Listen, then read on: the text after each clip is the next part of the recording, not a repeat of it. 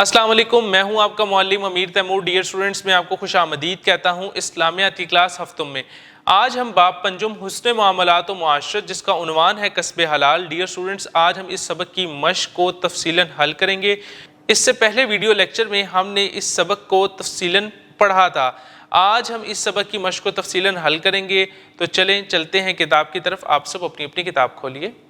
مشق درست جواب کے گرد دائرہ لگائیں۔ کسب حلال الفاظ ہیں عربی زبان کے، فارسی زبان کے، اردو زبان کے، پنجابی زبان کے۔ درست جواب عربی زبان کے۔ حلال روزی کا معنی ہے نصیحت، نعمت، خدمت، عبادت۔ درست جواب عبادت۔ اللہ تعالیٰ نے زمین پر بنیادی ضروریات اور سہولیات کو پیدا کیا ہے، انسان کے لیے، فرشتوں کے لیے، جنات کے لیے، جانوروں کے لیے۔ درست جواب انسان کے لیے۔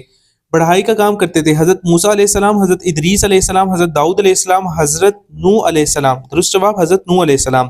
انسان کو کمائی کا وہی اصول اپنانا چاہیے جس کی اجازت دی ہو، حکومت نے، والدین نے، اسلام نے، استاد نے۔ درست جواب اسلام نے۔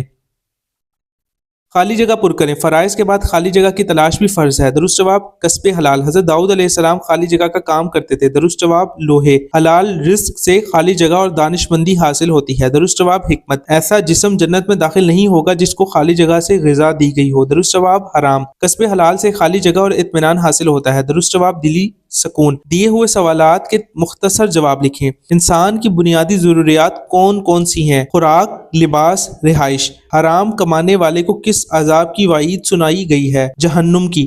اپنے اہل و عیال کے لیے حلال رزق کمانا کیا کہلاتا ہے؟ عبادت۔ کسب حلال کے کوئی سے دو فوائد تحریر کریں۔ حلال رزق سے حکمت اور دانش مندی حاصل ہوتی ہے۔ حلال کمانے والے کو لوگ عزت کی نگاہ سے دیکھتے ہیں۔ اللہ تعالیٰ نے انسان کے لیے رزق کا انتظام کس چیز کے ذریعے سے کیا ہے؟ محنت اور کام کے ذریعے۔ دیے ہوئے سوالات کے تفصیل سے جواب لکھیں۔ کسب حلال سے کیا مراد ہے؟ نیز کسب حلال کے فوائد پر نوٹ لکھیں۔ کسب حلال عربی زبان کے الفاظ ہیں جن کے معنی ہے حلال کمانا۔ اس سے مراد یہ ہے کہ روزی کمانے کے لیے ایسے طریقوں کو اختیار کرنا جن کو اللہ تعالیٰ اور اس کے رسول خاتم النبیین صلی اللہ علیہ وسلم نے جائز قرار دیا ہو۔ یہ حقیقت ہے کہ ہر انسان اس زمین پر اپنی ضرورتیں لے کر پیدا ہوا ہے۔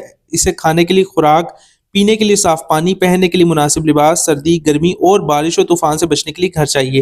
یہ انسان کی بنیادی ضروریات ہیں۔ انسان کے زندہ رہنے کا دار و مدار ان ضرورتوں پر ہے۔ اللہ تعالیٰ نے تمام بنیادی ضروریات و سہولیات اس زمین پر انسان کے لیے پیدا کی ہیں۔ حلال کمائی نیک کاموں کے لیے مددگار ہے اور برائیوں سے نفرت پیدا کرتی ہے۔ کسب حلال اللہ تعالیٰ کی خوشنودی اور بخشش کا ذریعہ ہے۔ حلال رزق سے حکمت اور دانش مندی حاصل ہوتی ہے۔ کسب حلال سے دلی سکون اور اطمینان حاصل ہوتا ہے۔ حلال کمانے والے کو لوگ عزت کی نگاہ سے دیکھتے ہیں۔ حلال رزق سے عبادات اور دعائیں قبول ہوتی ہیں۔ کسب حلال کی اہمیت مثالوں سے واضح کریں۔ اسلام نے کسب حلال کے لیے محنت کو نہ صرف عظمت بخشی بلکہ محنت کشوں کے حقوق متعین کیے۔ اسلام محنت کو سراہتے ہوئے محنت کشوں اور مزدوروں کو عزت کی نگاہ سے دیکھتا ہے۔ محنت کا مقام اور محنت کرنے کی ترغیب کے حوالے سے اللہ تعالیٰ کا ارشاد ہے، اور یہ کہ انسان کو وہی کچھ ملتا ہے جس کی وہ کوشش کرتا ہے۔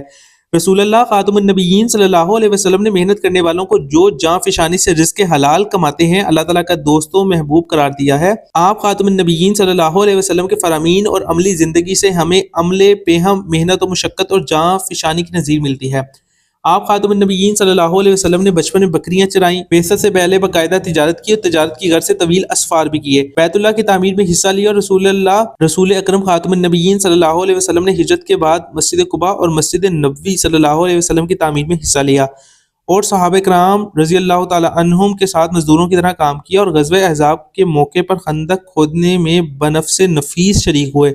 آپ خاتم النبیین صلی اللہ علیہ وسلم کے اسوہ حسنہ کا یہ پہلو تاریخ ساز اہمیت کا حامل ہے۔ آپ خاتم النبیین صلی اللہ علیہ وسلم اپنے ہاتھوں سے کپڑوں میں پیوند لگا لیتے تھے۔ سرگرمیاں برائے طلبہ۔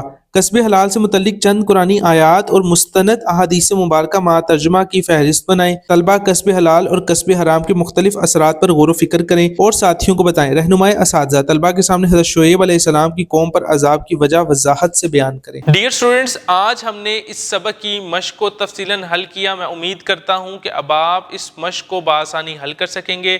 ملتے ہیں ایک نئی ویڈیو میں ایک نئے سبق کے ساتھ، تب تک اپنا بہت سا خیال رکھیں۔ اللہ حافظ۔